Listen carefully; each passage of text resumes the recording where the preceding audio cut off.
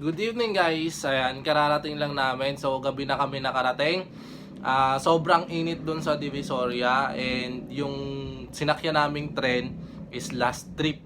Ayan, meron lang akong gustong is-share sa inyo na swak sa pang merienda natin.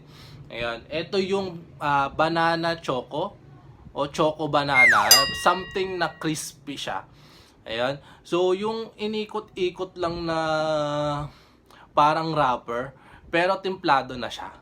Ayan. And then lalagyan mo lang siya ng maraming slice na banana or pwede mo daw siyang lagyan ng mga iba't ibang prutas.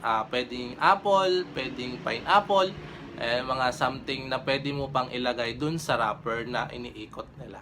So nung natikman namin, ayan, sobrang sarap. Ngayon lang ako nakatikim doon.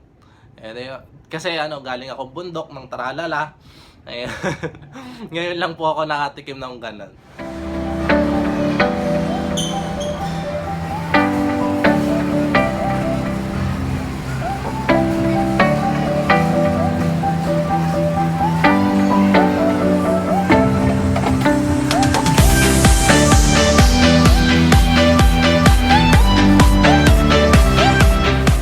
Pagkaikot mo, 5 seconds. Kukunin mo na siya. Pag hindi crispy. Para soft. Kasi pagka naman hindi mo to pinag-brown, tapos nilagay mo yung banana, malambot siya. Hindi naman yung malambot na malambot, pero hindi siya magandang kainin. Hindi siya malutong kainin. At medyo may mag-brown na siyang ganyan. Yan, pwede mo na siyang umpisahang lagyan ng banana or mango, blueberry, kung ano yung ano mo na ano.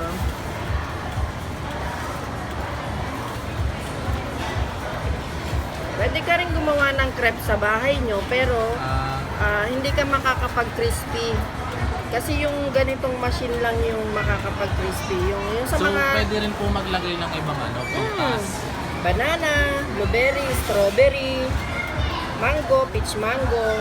Yan, pwede mo siyang i-topping. Yes, ma'am.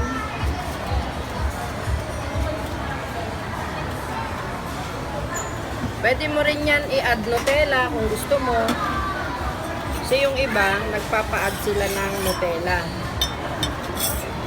Yun nga lang, medyo mas mahal ang budget pagka Nutella.